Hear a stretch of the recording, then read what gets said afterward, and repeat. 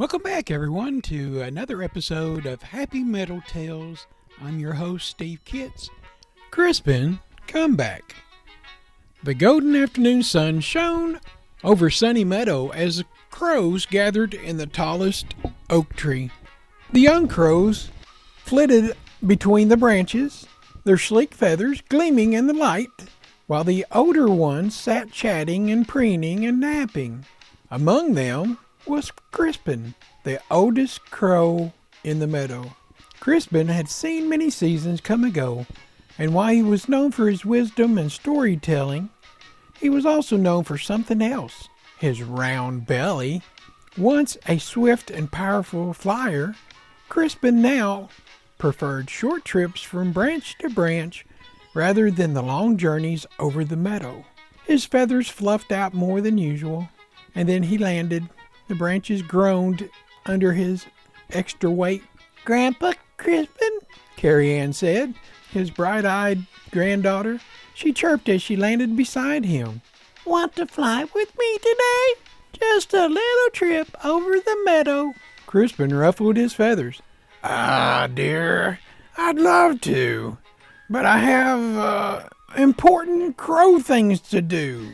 Carrie Ann tilted her head. "Like what?" Crispin hesitated. "Like, watching the wind patterns and supervising the young ones and, thinking." Carrie Ann smiled. "That's all great, Grandpa, but when was the last time you really stretched your wings?" Crispin scoffed.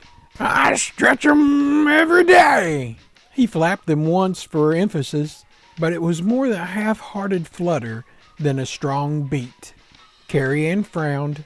"Grandpa, you used to fly across the whole meadow in one go, and now you barely make it to the next tree." Crispin's feathers bristled. "Nonsense! I can fly just fine. I just choose not to." Carrie Ann hopped closer and nudged him with her beak. "I think that maybe you've gotten out of practice." Crispin puffed up his chest. "Crows don't get out of practice. I'm still as strong as ever." As to prove his point, he spread his wings and pushed off the branch. He flapped once, twice, and then wobbled, dropping lower than expected, his wings straining as he tried to lift himself. He could barely manage to land on a lower limb, huffing and puffing. Carrie Ann landed beside him gracefully and asked him, "Are you okay?" Crispin panted. Of course. I just testing out a new landing technique." Carrie Ann smiled gently. "Grandpa, I love you just the way you are, but if you want to fly the way you used to, you might need to build back some strength, and I can help." Crispin grumbled. "I don't need help." But Carrie Ann wasn't giving up. "Come on, we can make it fun. Just a little flying each day, some wing stretches, and maybe some short trips before working up to the bigger ones." Crispin shook his head. "I appreciate it, but..." Suddenly, a gust of wind blew through the trees, shaking all the branches. Crispin wobbled, but held on, while Carrie Ann rode the wind easily, barely affected. Crispin sighed. He hated to admit it, but Carrie Ann had a point. He wasn't as strong as he used to be. He looked at his granddaughter's hopeful eyes and sighed. All right.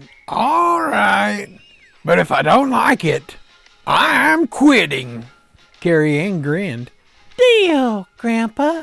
The next morning, Carrie Ann met Crispin bright and early. He yawned, still half asleep. "First, let's stretch those wings," Carrie Ann said. Crispin flapped lazily. "There, stretched." Carrie Ann laughed. No, real stretching, like this." She demonstrated a full stretch, extending her wing as far as she could go, tilting her body Just so. Crispin copied her, though not as graceful. Good. Now, we're going to fly to that tree over there. She pointed with her beak to the tree that was a short distance away. Crispin grumbled, but took off. He barely made it before landing ungracefully with a plop. Carrie Ann landed beside him. Good job. Crispin frowned. That was awful. But it was a great start, Carrie Ann said encouragingly. Day after day they practiced together. At first, Crispin only managed small flights, landing out of breath every time. As the days passed, he started getting stronger. His flaps became steadier, his landing smoother. One morning, Crispin surprised even himself by making it all the way across the meadow. I did it, he called, looking down at Carrie Ann excitedly. Carrie Ann beamed. I knew you could. One afternoon, as Crispin and Carrie Ann rested after a good flight day, Crispin sighed contentedly. You know, I didn't think I needed this. Carrie Ann chuckled. You just didn't want to admit it. Crispin smirked. Maybe, but I'll tell you something. Strength isn't just about muscles or flying far. It's about knowing when to accept help, too.